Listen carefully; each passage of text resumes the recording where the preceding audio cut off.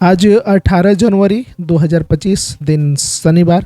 जान लेते हैं आज के मुख्य समाचार क्या हैं। तो सबसे पहले आप सभी को बता दें कि भोजपुरी सुपरस्टार पवन सिंह की पत्नी ज्योति सिंह बिहार विधानसभा चुनाव लड़ेंगी। यह आज की सबसे बड़ी और ब्रेकिंग खबर है। जी हां, ज्योति सिंह ने कहा है, जनता का आशीर्वाद मिला तो मैं किसी भी विधानसभा क्षेत्र से चुनाव लड़ने के लिए तैयार हूं।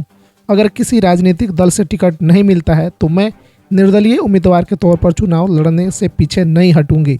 जी हां दोस्तों, आप जान लीजिए इनके बारे में। दरअसल ज्योति सिंह शुक्रवार को काराकाट लोकसभा क्षेत्र के डेहरी पहुंची थी, जहां उन्होंने पत्रकारों से बात करते हुए ये बातें कहीं। माना जा रहा है कि ज्योति सिंह काराकाट लोकसभा क्षेत्र के 9वीं नगर विधानसभा सीट से चुनाव लड़ सकती हैं।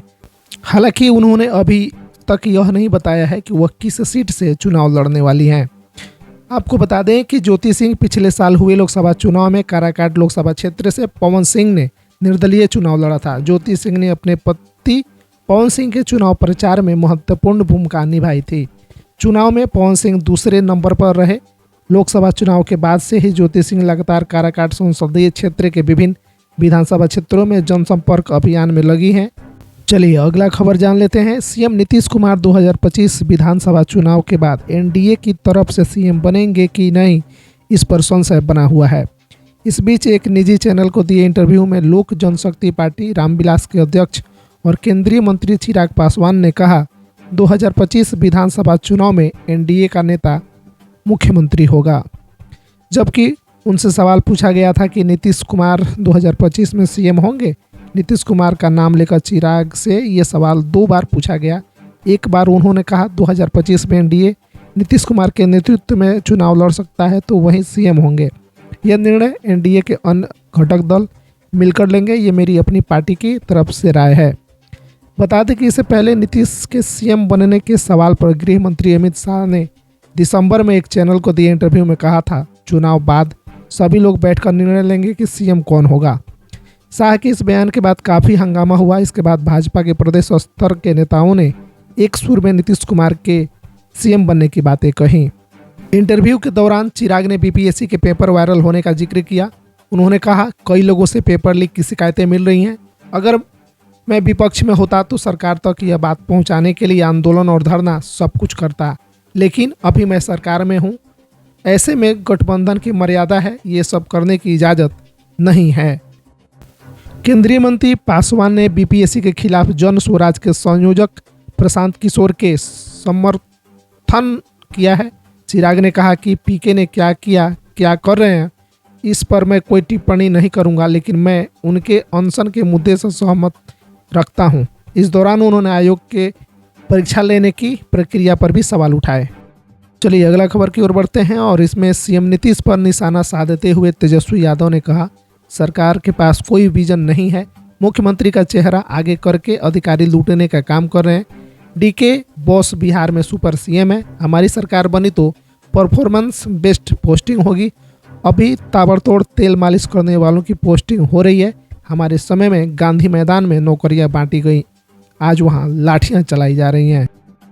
तेजस्वी ने कहा कि जल्द ही बिहार के लिए ब्लूप्रिंट लेकर आएंगे। विजन के साथ नया बिहार बनाएंगे। लालू राज आने पर जंगल राज हो जाता है, एनडीए सरकार बनने पर मंगल राज हो जाता है। जेडीयू हम सभी को जंगली बताती हैं। तेजस्वी ने आगे कहा कि इस साल बिहार में चुनाव होने हैं। अब अमित शाह समेत बीजेपी के मंत्री कूद कूद कर यहाँ आएंगे। बिहार में सीबीआई और ईडी की भूमिका बढ़ जाएगी। प्रधानमंत्री मोदी भी आएंगे और मन की बात करेंगे। जनता अब उनकी एक्टिंग नहीं देखना चाहती है। लोगों ने बहुत एक्टिंग देख लिया। केंद्रीय मंत्रियों से यह है कि जनता हिसाब मांग रही है। जनता ने इनको 20 साल दिया, लेकिन जुमला के अलावा इन लोगों ने कुछ नहीं दिया। तेजस्वी यादव ने यह भी कहा कि सबसे ज़्यादा महंगी बिजली हमारे राज्य में है।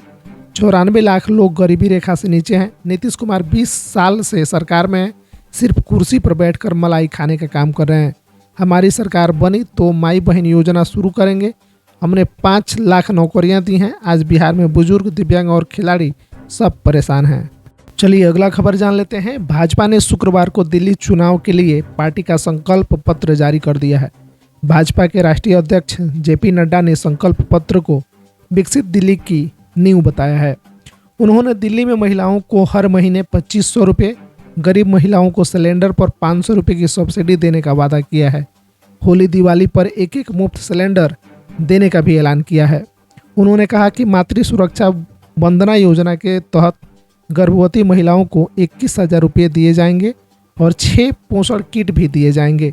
दिल्ली में बिजली, बस और पानी को लेकर मौजूदा सरकार की योजनाएं चल रही हैं, वह जारी रहेंगी।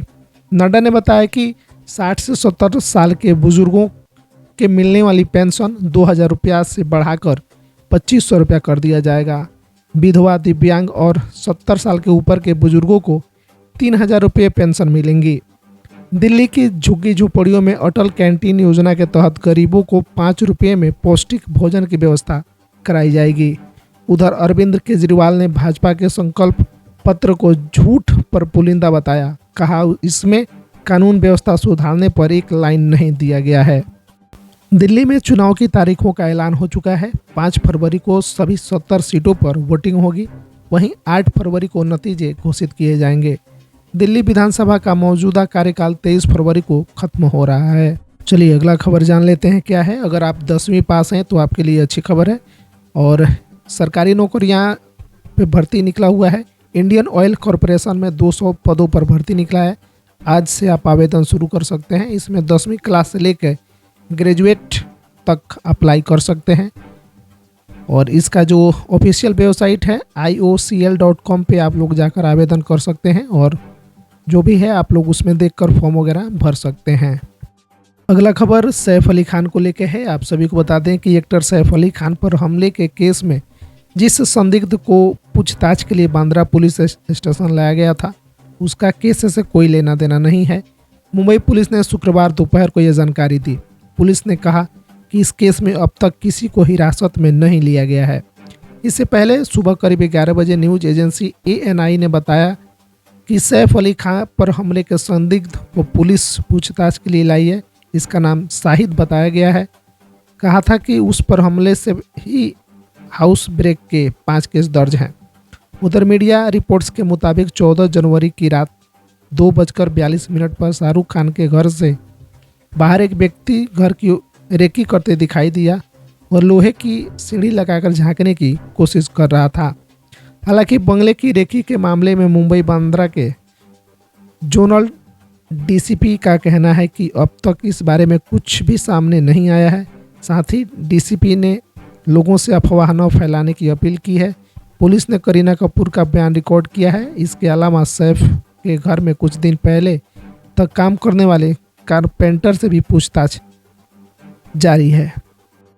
चलिए अगला खबर की ओर बढ़ते हैं और अब बता दें कि राकेश टिकैत पहुंचे महाकुंभ, संगम में लगाई डुबकी। भारतीय किसान यूनियन के नेता राकेश टिकैत महाकुंभ पहुंचे और संगम में डुबकी लगाई। वह 4 दिन यहां रहेंगे।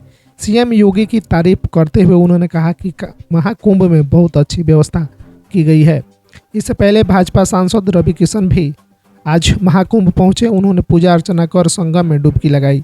नाव पर बैठकर सैर भी की। उन्होंने कहा अखिलेश यादव को भी यहां आकर स्नान करना चाहिए जिससे उन्हें सनातन संस्कृति की बेहतर समझ मिल सके। योगी सरकार ने राष्ट्रीय पुलिस अकादमी को लेटर लिखकर कहा कि IPS की ट्रेनिंग ले रहे अफसर महाकुंभ आएँ और क्राउड मैनेजमेंट सीखें। वहीं राहुल गांधी और प्रियंका गांधी महाकुंभ में आएंगे। संगम में स्नान कर साधु संतों से आशीर्वाद भी लेंगे। महाकुंभ में मोनालिसा नामक एक लड़की सोशल मीडिया पर वायरल हो रही है। वह माला बेचती है। श्रद्धालु उसके साथ सेल्फी लेने के लिए रिक्वेस्ट करते नजर आ रहे हैं।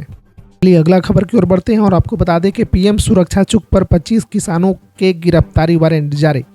पुलिस ने हत्या की कोशिश की धारा जोड़ी। 3 साल पहले बिना कार्यक्रम लौट गए थे मोदी।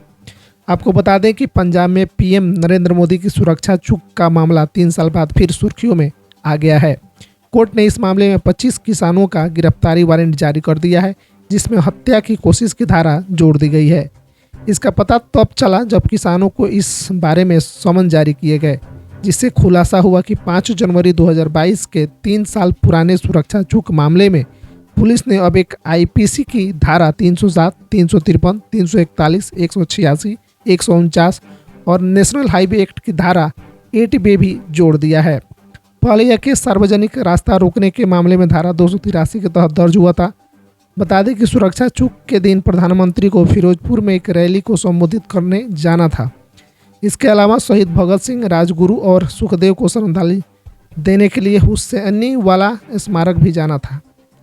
पहले हेलीकॉप्टर से जाना था, लेकिन मौसम खराबी की वजह से उन्हें सड़क मार्ग से ले जाया गया, मगर रास्ते में किसानों ने जाम लगा दिया, जिसके बाद पीएम का काफिला करीब 20 मिनट फिरोजपुर के प्यारे आना फ्लाईओवर पर रुका रहा, जिसके बाद पीएम वापस लौट आए और दिल्ली चले गए। पुलिस सूत्रों के अनुसार किसान कोर्ट में सुनवाई के दौरान पेश नहीं हो रहे थे, जिसके चलते 22 जनवरी को कोर्ट ने उन्हें गिरफ्तार कर कोर्ट में पेश करने का आदेश जारी कर दिए। साथ ही इस मामले में एसपी डिटेक्टिव रणधीर कुमार ने बताया कि मामले की जांच अभी जारी है।